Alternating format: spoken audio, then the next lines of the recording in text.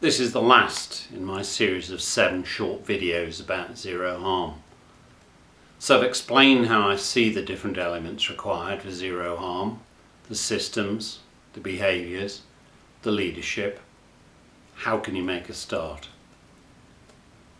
Of course, by demonstrating the zero harm behaviours every day and by putting together your own patient safety management system and patient treatment and care quality management system, but also by taking a very hard look at how your organisation or your part of it is performing. What harm is it causing? What never events have happened and why? Have they happened more than once? What errors are being made? Again, why and how often? How quickly are mortality reviews carried out? Are the findings fed back into changes in procedures, changes that everyone adopts? How many complaints are being received? How many really repeats of failures in care or treatment that have happened before, perhaps many times? Patients' conditions are monitored intensively in the operating theatre, in intensive care units and high dependency units. But does the level of intensity drop too much when patients are back on your wards? Quality control pushes the monitoring of performance very close to the time and place of delivery. If errors are made and patients deteriorate unnecessarily, finding it out when it's too late is no good. Timely correction of performance to prevent harm is what's needed. Quality control is the set of activities used to detect, measure and correct the variability of care and treatment. To date, mortality ratios have too often been the only tool the NHS has used to spot failures.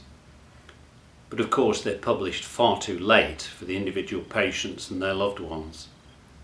That's by the time they become a statistic, an unexpected excess or avoidable death. The other major exercise you can do is to work very, very carefully through every service you offer, every patient pathway you deal with, checking there are no points, no gaps where things could go wrong. Handovers, for instance, between departments can be challenging to get right, and so can handovers between shifts or individuals. Is there a way to do things so that there's no risk of errors? If there are points where hazards remain and no amount of resource would remove the risk entirely, do you have robust routines and processes in place to ensure that patient harm wouldn't result?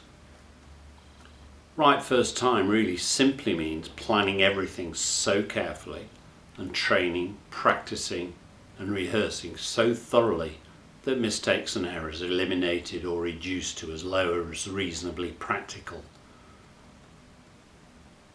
This really adds up to testing and adjusting all elements of the capability of your organisation safely to deliver the services it offers. It's also about having such pride in your own profession that you take the regulatory responsibility on yourselves, not waiting for outsiders to come and find faults, but finding and fixing them first. It's really a major intensification of everything that's currently called clinical governance.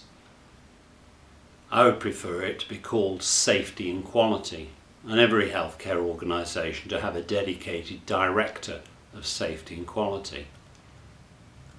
With everyone in your organisation working hard at this and getting all the zero harm behaviours into everyday practice, I believe that you'll be well on the way to zero harm healthcare.